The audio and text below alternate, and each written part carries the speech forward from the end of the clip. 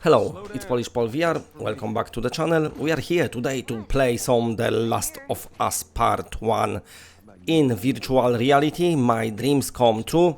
The game is able to play in VR, so I'm gonna tell you all about it. But first of all, shame on you, Sony, because this is PC VR version you released, played on the mod done by one person. So, what's stopping Sony from making this game on PSVR2 on PlayStation 5 with the slightest bigger team of people, so few kinks are ironed out.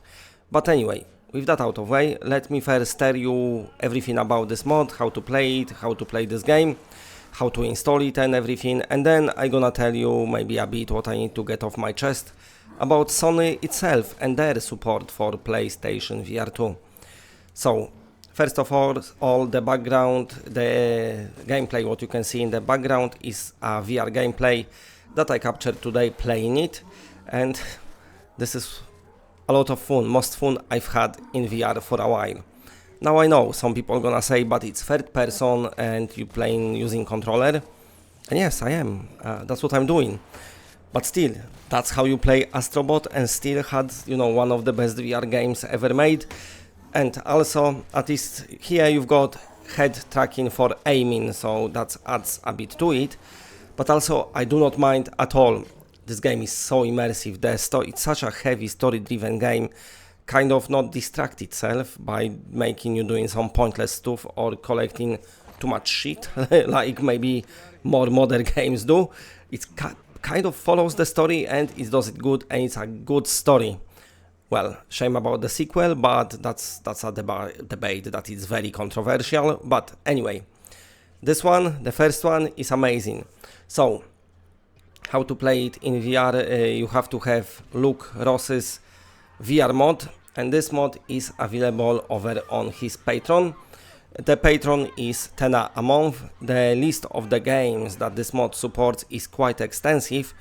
Also, it's a very good optimized mod, so the performance of them games, it's quite smooth. But saying that, this is a Sony's game. It used to be exclusive on PlayStation 5 and PlayStation 4 and PlayStation 3, but after a while Sony decided it's time to release it on PC as well. I just kind of feel, this is just a side note, like this generation of Sony is just the shittiest when it comes to game, not only PSVR2, but in general. They was chasing this easy dollar, let's say, in their, pay to win, whatever, the, microtransaction driven multiplayer games, which of course turned up terrible. Their announcements is they are not that inspired for upcoming game. I'm looking forward to Wolverine, at least. But yeah, the Sony's reputation of releasing great first party titles, great exclusive with great stories, it's kind of gone now.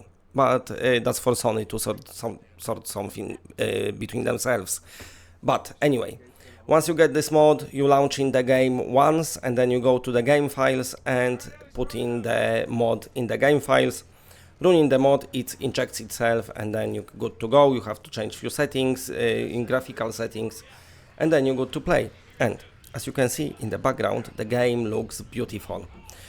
It's so good to have PC and being able to play it on PC VR, but it's such a shame that not everyone can experience it, because of course PCs are quite expensive, combined with the headsets, even though, if you got PSVR2 and buy PC, on paper, your PC should be able to run PSVR2, but I actually uninstalled my PSVR2 app and unplugged the adapter, because I had too many issues with controllers. There's always some problems.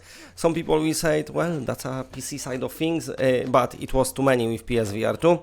And the returning problem I've got is the right controller kind of gets stuck for a few seconds. But few seconds in VR is a lot. So when that return and there's no fix for it, no matter what I try, it's gone. The PSVR2, it's when it belongs in my PS5, and there it works the best. But coming back to PC and Sony itself, this mod is done by one person. There is few issues, of course, in this mod. The camera, when you're turning it around, sometimes goes like under the scenery or something, over the geometry. Also, the cutscenes are in full VR, but of course then you can see like characters around in T-pose or some random artifacts and stuff like that, but still doesn't take away how beautiful it looks, how nicely optimized it is as well, and just how good it plays. I don't mind third person in VR at all. Sometimes it's even nice to just chill and play a game using controller. You don't have to always wave your hands around. And sometimes people just don't feel like, grabbing their shotgun from their back, manually reloading, doing too many actions, especially the people who maybe are very tired after work and just want to chill. This experience in VR is great, and if there was one person in Sony's studios who just wants to add VR camera maybe to the game, spend some time working on those cutscenes, just make them 3D. Just do what Resident Evil 7 did on PSVR1. Just do something and show us that games like that of this caliber, they could run on PlayStation VR2. Sony just kind of stopped with their first party exclusives. There is some games coming, of course, and there is a quite extensive library of games on PSVR2, but definitely the PC VR modding scene. I'm not only talking about Luke Ross, but about other people, look at Flat2VR Studios, look at Playdogs Unreal Engine Injector, look at some other VR mods. They showing if there is a will, the things can be done, but sadly this will is not with Sony at the moment. So this mod, like I'm saying, is really good.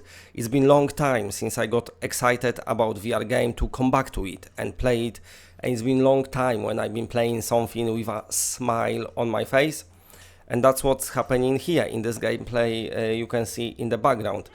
I'm just totally enjoying and coming back to the control option just a bit. So during last generation, PSVR1, it was a great headset. It had millions of users, definitely more than PSVR2, one of the more successful VR headsets, and yet it had the shittiest ever controllers for VR headset probably you could have for the mainstream one, which was the Move controllers. Didn't even have thumbsticks, the tracking was terrible, but yet the headset itself did quite good thanks to Sony's great support, but also a lot of games wasn't your, like a very, like you see those days, when you got your thumbsticks and you can do all the hands actions and that. And still people played it. One of the best games I played on PSVR1 and even 2 is Moss, but also on PSVR1, Astrobot. This is third person mode game. Also, on PC I really love Hellblade, the first one, in virtual reality mode. Something what the developers didn't do for the second one, but of course you can play it with a mod, unofficial mod, but that was third person game and they can work great, and Last of Us just shows that as well. So I just wanted to show off some gameplay and how cool it is and how good it looks, and of course for all other virtual reality stuff, be it PSVR2, PCVR, Quest, anything, subscribe to the channel. It's always better when it's more of us, and for now that's it. Bye bye bye bye bye.